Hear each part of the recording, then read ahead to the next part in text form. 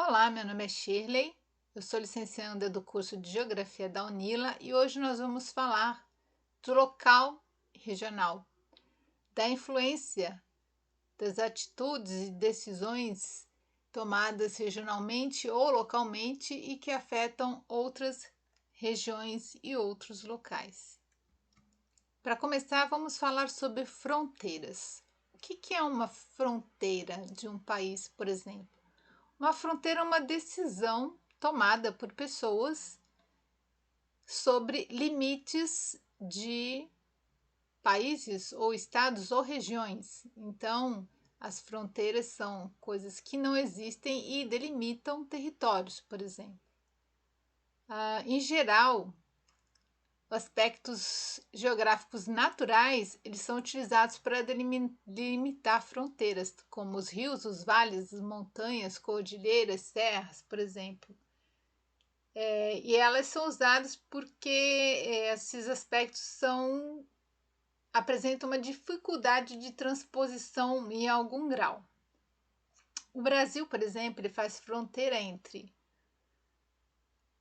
Paraguai, Argentina e Uruguai na região sul, na sua porção sul. Então, a fronteira entre o Brasil e o Paraguai é delimitada pelo Rio Paraná. A fronteira entre o Brasil e a Argentina é delimitada pelos rios Iguaçu, Santo Antônio, Peperiguaçu e Uruguai. E a fronteira entre Brasil e Uruguai se dá pelo rio Guaraí, pelas Coxilhas de Santana, pelo rio Jaguarão, por Lagoa Mirim e o Arroio Chuí. Aí você pergunta assim, mas o que é coxilha? Gente, eu fui descobrir o que era uma coxilha quando eu vim fazer essa aula, gravar essa aula. Coxilhas são essas formações de relevo aí que tem. Então, é um relevo de campo com pequenas ou grandes áreas elevadas, esses pequenos montes. E esse tipo de relevo é muito comum no Rio Grande do Sul. Bom, voltando a falar das fronteiras do sul do Brasil, desde 1880, o Ministério da Guerra discutia amplamente sobre a descoberta da foz do Rio Iguaçu. Isso porque ela era considerada um ponto estratégico por fazer ali, marcar ali a fronteira entre três países, Brasil, Argentina e Paraguai.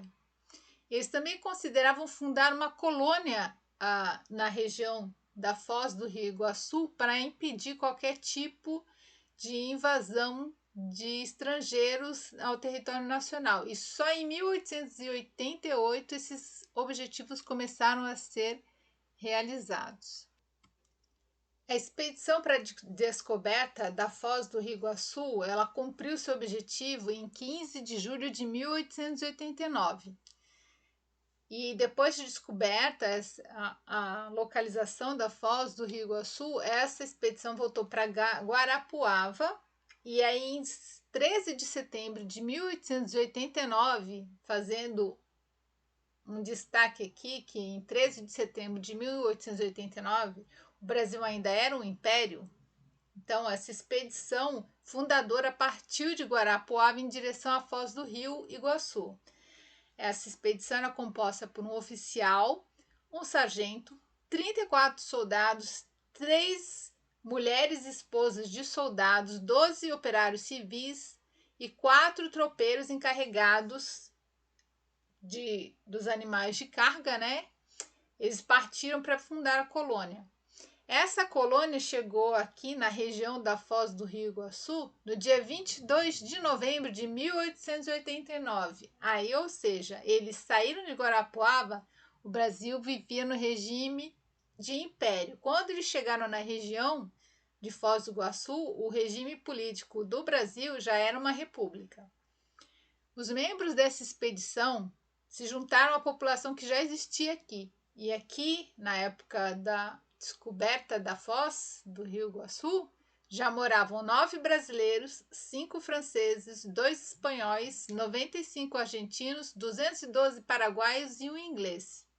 Então foi assim que uma decisão política nacional foi tomada baseada numa característica local. A fronteira entre 3 países definidas pelos rios Iguaçu e Paraná. Se hoje a cidade de Foz do Iguaçu tem as características que tem, certamente é por causa da decisão política tomada ao final do Império.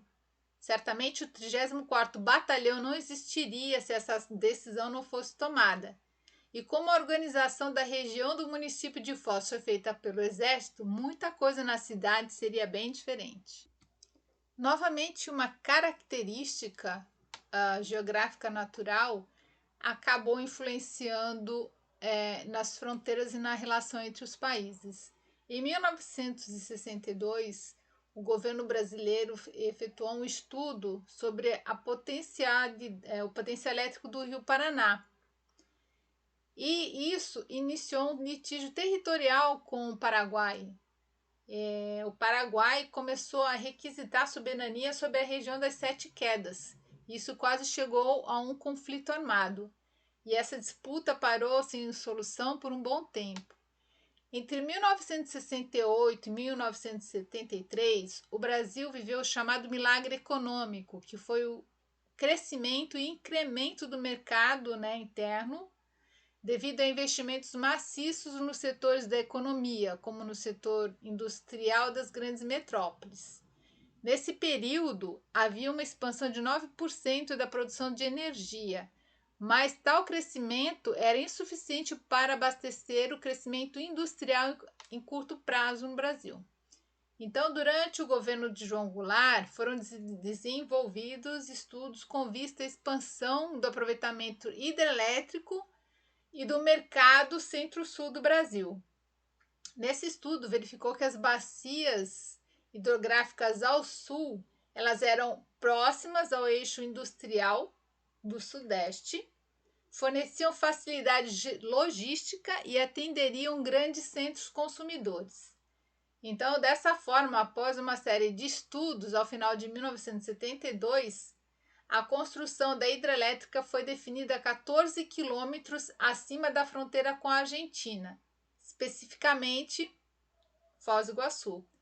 Houve uma série de conversações e tratados entre Brasil e Paraguai até que foi assinada a Ata do Iguaçu, considerado um grande marco que finalizou um episódio de tensão diplomática.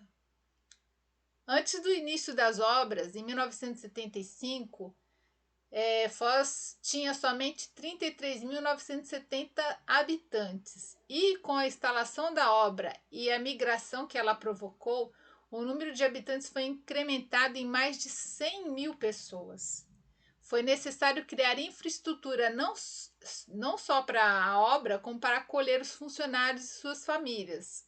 Foram criadas as vilas A, B e C, que estavam fora ali, da cidade e entre a cidade e a usina de Itaipu.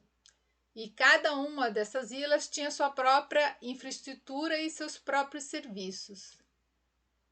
Esse crescimento populacional acelerado era incompatível com a capacidade de infraestrutura do município, por isso que a própria usina teve que criar essas vilas, mas ainda assim ela não atendia todos os trabalhadores.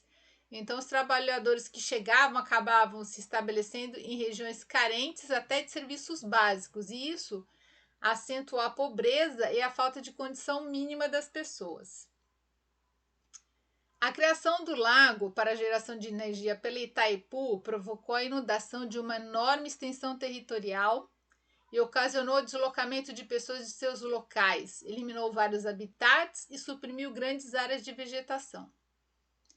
Novamente, uma decisão política nacional baseada em características geográficas regionais, como em problemas nacionais e internacionais, impactaram a realidade local. Tanto a população urbana de Foz como a população da região rural, como de povos indígenas, de fauna, flora, de vários outros municípios ao longo do Rio Paraná, foram afetadas por uma decisão política que visava atender a necessidades estranhas à população afetada. Bem, gente, eu espero que com essa aula vocês tenham entendido como toda decisão local influencia também em decisões regionais, da mesma forma que decisões regionais podem influenciar nas questões locais e nem sempre atendendo às necessidades das pessoas locais.